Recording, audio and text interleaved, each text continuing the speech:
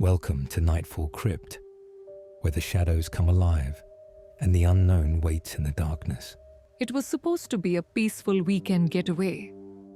My husband, his family, and I had driven out to a small, remote lake in New Mexico, far from the noise of the city.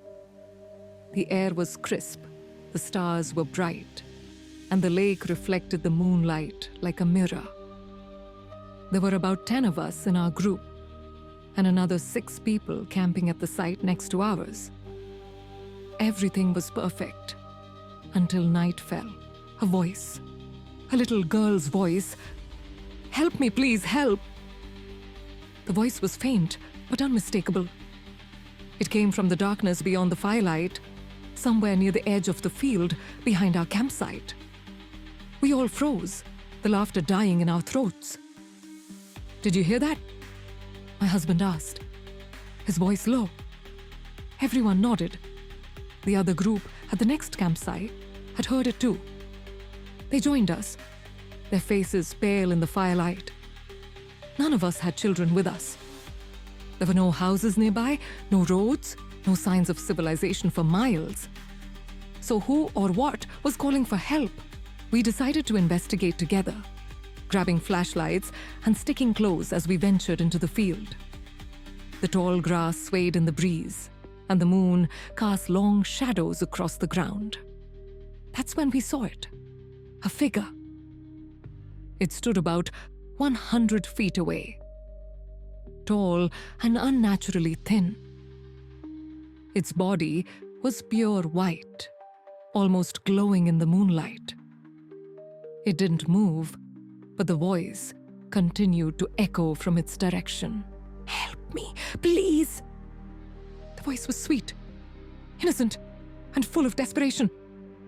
But the figure, it was anything but. "What is that?" someone whispered, the voice trembling.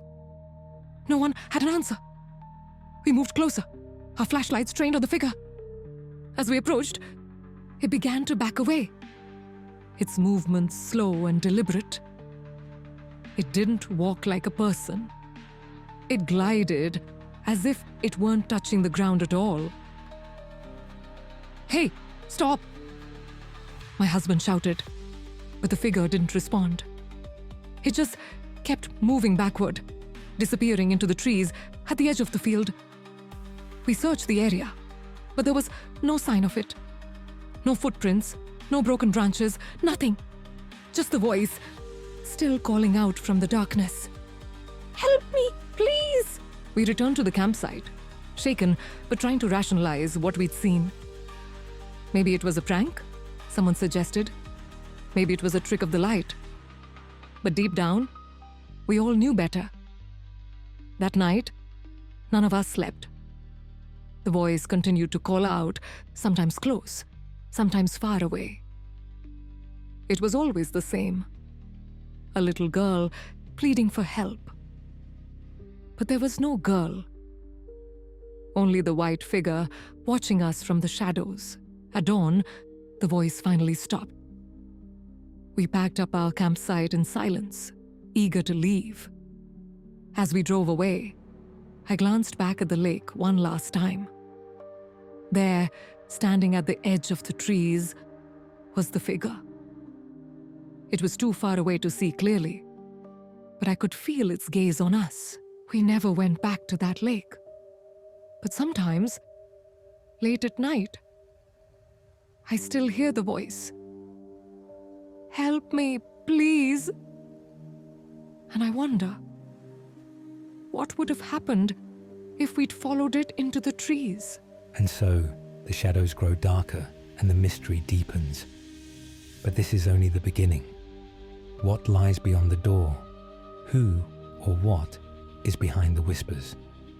The answers await in the next chapter of this chilling tale.